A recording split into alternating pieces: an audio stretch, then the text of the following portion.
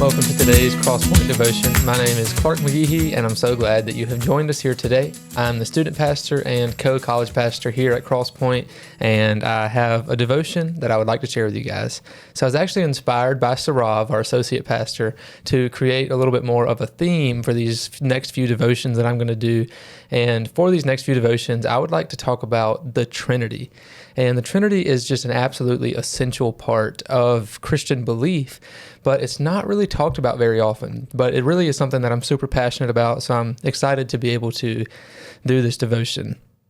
Surprisingly, little people really know anything about the Trinity, and I do want to say before I lose you that I know the Trinity is one of those things that you might view as just like theological and too deep, and maybe you came to this devotion, you said, I really want something a little more practical. However, Michael Reeves said in the book, Delighting in the Trinity, in the preface, actually, I believe it was, there's this quote. He said, "Getting to know God better does actually make for far more profound and practical change as well.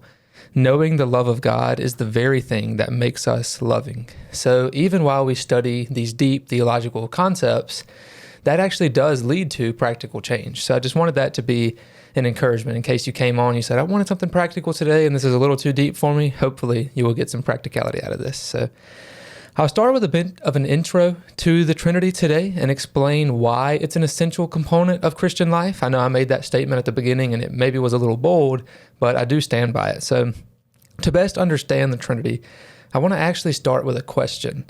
And I know that you can't actually answer this question because you are behind a screen, but just think on it for just a moment. What do you think God was doing before he created the earth? This is one of those questions that we don't often think about.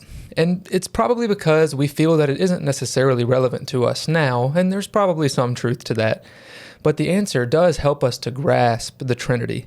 Very simply, before God created the earth, he was loving. A three-in-one God has been loving for all eternity. The Father has loved the Son through the Spirit. It actually is the answer to why we were made as well.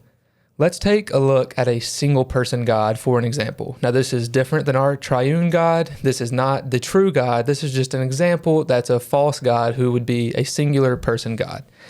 A lot of other religions claim that their singular person God is love and unchanging. But if that was true, who would God have loved before creation? The only answer to that question, if he is a single person God, is himself. And that is a selfish kind of love. But a triune God, our God, would love the Father through the Son. The Father would love the Son through the Spirit. So contrast that to that single person God, which is a selfish love. God's love is actually a selfless love, and it has been even before creation took place.